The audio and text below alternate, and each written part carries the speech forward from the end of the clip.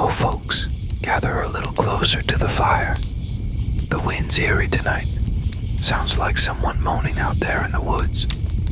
Well, since we're all here, I've got a little something for you. A story. As old as these trees, and as cold as the stones on a forgotten grave. At the edge of a sleepy little town where time seemed to stand still, there was an old cemetery. One of those places people only whisper about, the kind they avoid for miles. Over the years, it became overgrown with twisted, gnarled trees that looked like they were trying to claw their way out of the earth. Fog hung thick around the crumbling crypts, refusing to lift even on the sunniest days. Amid this gloom stood a crooked little shack. Its windows were boarded up tight in places, the walls blackened with mold and damp, and the roof sagged under the weight of too many winters. Locals had long forgotten the path there. Even wild animals gave the cemetery a wide berth, like they knew better than to disturb the dead. The forest itself, now grown wild at the cemetery's edge, seemed to stop short, afraid to cross the line. Inside that shack lived an old gravekeeper and his wife, spending out their final days. Once, long ago, they had a life, a family. But the years passed, the children left, the town empty, and now only the cold, the silence, and the nightmares kept them company.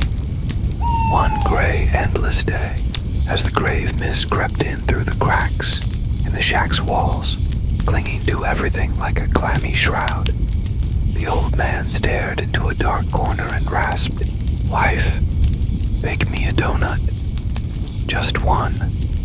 I want to remember what that was like." The old woman didn't answer. She knew there wasn't a crumb of grain left in the house, no flour, not even a trace of bread dust. But she did have something. Beneath one of the warped floorboards, wrapped carefully in a faded gray cloth, lay a bone, old, smooth, weathered by time and rain. She'd found it a year ago, trying to plant cabbage near the very edge of the cemetery.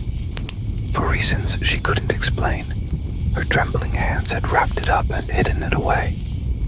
Now, without a word or a prayer, she brought it out.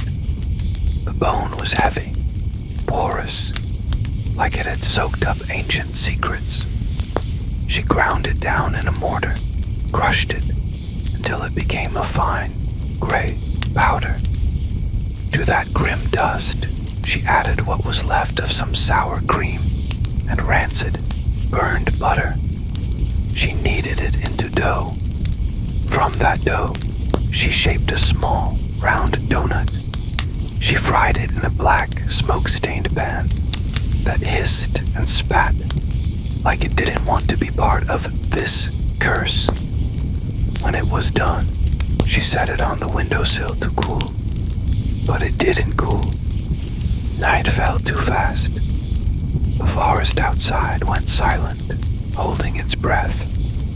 Then the donut twitched, slowly rolled onto its side, and fell to the floor with a dull thud.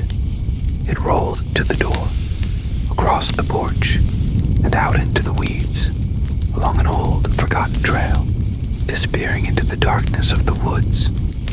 The forest greeted it with cold and silence, but soon a rabbit appeared, thin, shivering, with wide eyes filled with silent terror. "Little donut," he croaked, barely breathing. I'm gonna eat you." The donut stopped, and from inside it, like a voice rising from an open coffin, came a soft, sing-song whisper. "I'm the donut from the graveyard, mixed from bone-white flour, fried in blackened butter, soaked in endless darkness. I've come, and now it's your turn." The rabbit trembled, his pupils widened with unthinkable fear. He tried to run, but some unseen force held him in place, like the dark itself had wrapped around his body. He froze, twitched, then crumbled to ash, as if he'd never existed at all. And the donut rolled on down the trail like nothing happened. Next came a wolf, lean with sunken ribs and matted fur. "You reek of death, but I'm starving, and I'll eat you anyway," he growled, baring his teeth. The donut didn't move. It simply sang again, its voice colder than the wind over a grave. "I'm the donut from the graveyard, mixed from bone-white flour, fried in blackened butter, soaked in endless darkness, carrying fear inside me. I've come, and now it's your turn." The wolf lunged, but his body suddenly seized, curling inward. He fell to his side and turned to dust. The donut rolled on deeper into the forest. Then came a bear, massive, reeking of rot, with eyes full of pain and madness. "I've eaten people, foxes. Hunters shot me, but I killed them. My wound festered, and now I eat only carrion, and things like you." He wheezed, his breath steaming in the cold air. "You think you can scare me?" The donut's song didn't change, but now its voice was deeper, like it came from the bottom of a grave. "I'm the donut from the graveyard, mixed from bone-white flour, fried in blackened butter, soaked in endless darkness, filled with fear and hunger. I've come, and now it's your turn." The bear growled, but the sound caught in his throat. Dark blotches spread across his fur. Then he cracked and broke apart into pieces, and the donut rolled on. Finally, it met a fox. Her eyes glowed like embers, her smile sharp and cold. "You're different. You smell like sour cream and something ancient, something delicious," she cooed playfully. "I think I'll eat you, sweetie." The donut stopped and sang again, slowly, clearly, a voice so chilling it froze the blood. "I'm the donut from the graveyard, mixed from bone-white flour, fried in blackened butter, soaked in endless darkness, holding fear, hunger, and pain. I've come, and now it's your turn." The fox shuddered, her sly smile twisted into a mask of fear. She turned to run, but her beautiful fur began falling off in clumps, along with her skin, revealing pale bone. Soon, she was gone, like smoke on the wind, silent, and the donut turned around, back toward the shack. All was quiet. The old woman sat by the long-dead fireplace, her cold hands curled around an empty cup. The old man stood at the window, staring into the forest's black heart, like he was waiting for something. Suddenly, the door burst open, as if by a strong gust of wind.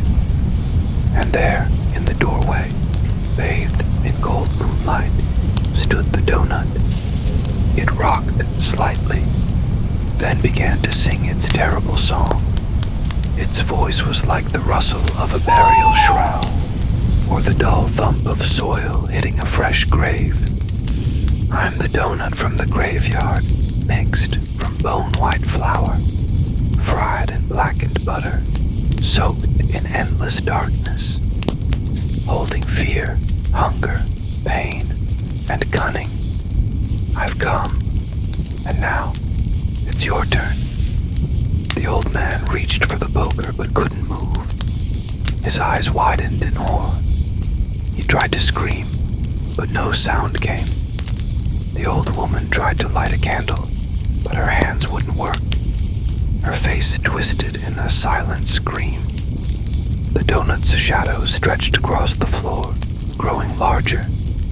It touched their feet, then their hands, then their hearts. By morning, when the fog rolled over the woods, the shack was empty. Only a scorched frying pan sat on the table, still faintly smoking, the only witness to what had happened. And carved into the ground, just outside the sagging doorway, were words that still make blood run cold. Your turn is coming. Well now, scared yet, friends? That's why I don't trust donuts, especially the ones that look too perfectly round. So, scoot a little closer to the fire, ready for the next story. Then don't forget to like and subscribe to the channel.